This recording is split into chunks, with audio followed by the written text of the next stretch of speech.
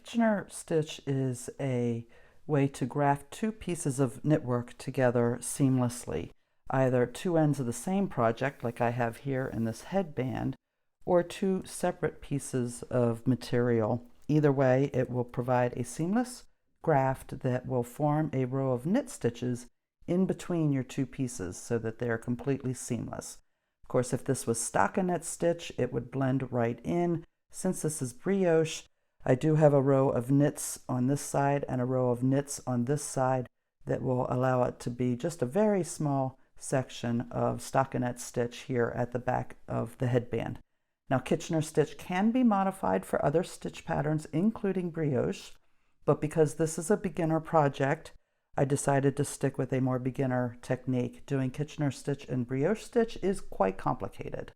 So we are doing the regular basic Kitchener stitch for stockinette stitch in this project. Now, this is a free project. It is the basic brioche headband, and the pattern's free, and I have lessons to go along with every step of the project to teach you how to do it. They are also free. You can find the information on that in the description box below this video on YouTube.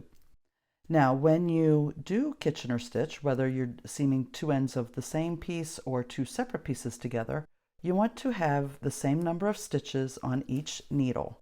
Now, in this project, we had a provisional cast on, so the cast on is the end that's the side that's closest to me here, and this is the end with the working yarn for a little bit further away from me.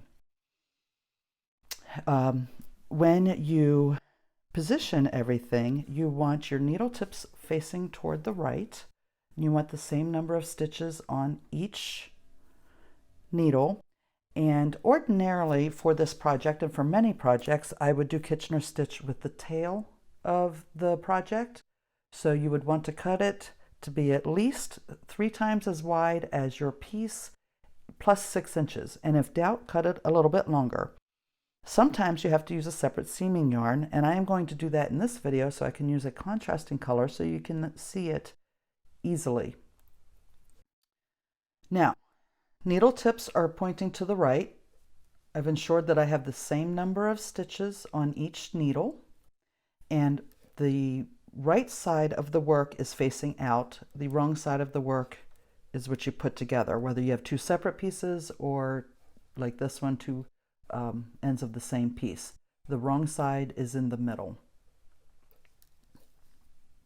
Now, if your stitches somehow are not positioned properly so that you can do that, like if you're using single pointed needles, you may have to transfer the stitches on one of your ends to another needle to get them to be both, right sides out.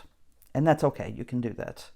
Okay, now to start Kitchener stitch, there are 2 little setup stitches and then 4 stitches that repeat throughout the entire row to finish it. So the 2 setup stitches are on the front needle. You're going to insert your darning needle purlwise into the first stitch, and on the back needle you're going to insert it knitwise into the first stitch. Now, we get into the 4 stitch repeat.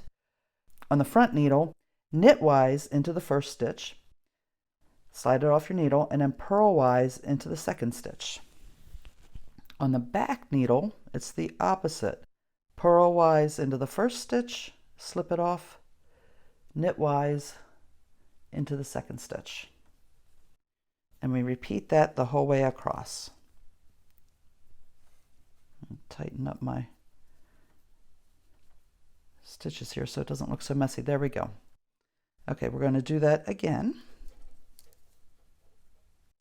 On the front needle, it's knitwise into the first stitch and slide it off. Then right away, go purlwise into the second stitch and pull your yarn through.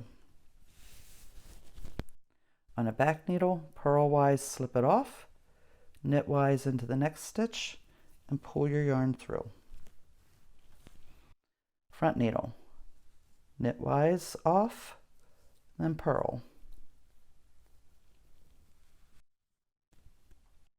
back needle, purl off, then knit.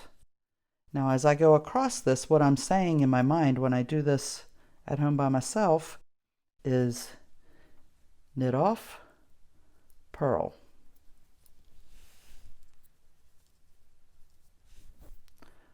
Purl off, knit. Now, if you get interrupted by doing it the way I'm showing you here today, you always know if the yarn is coming out of the stitch on your back needle when you go to pick it up and finish it, that you're ready to start the stitch sequence on the front needle. So since the yarn's coming out of this one, I know that I have to go to the front needle and do my knit off, purl.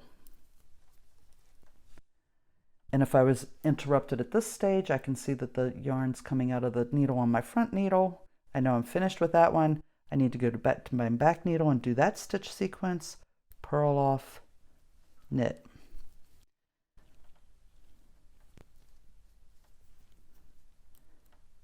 Knit off, purl, purl off, knit. Now, you can see the seam forming here. It is hard when you're beginning Kitchener stitch, or when you're talking through it like I am today, to keep your tension consistent. That is something that will require practice, and that's okay. Okay, so I've just finished my back needle, so front needle, I'm going to knit off, purl. Now I'm going to work to the end here so I can show you what to do with the last two stitches. Purl off, knit. And I do have a cheat sheet on the full tutorial that you can download if you want to keep it in your knitting bag. Once you kind of get the hang of this, sometimes you need a reminder on how to do it. It's just a handy little cheat sheet that you can print off and keep in your knitting bag. Okay, we're getting to the end here. And I have two stitches left, one on each needle. So on the front needle, I'm just going to do the knit off, and on the back needle, purl off. Now here is my finished Kitchener stitch seam. And you can see my tension's not fantastic. It's hard to instruct and concentrate on the stitches at the same time. But you can see this section here especially, it's just a nice stockinette stitch, seam. And if this was done in the gray to match my piece, then it would blend right in. So here is one that I have finished. And you can see this little stockinette section here. And it's very, very hard to tell. In fact, really can't tell which of those rows is the Kitchener stitch and which ones I've knit. And then on the reverse side, you've got the purl bumps from the stockinette section, which is, reverse stockinette pattern.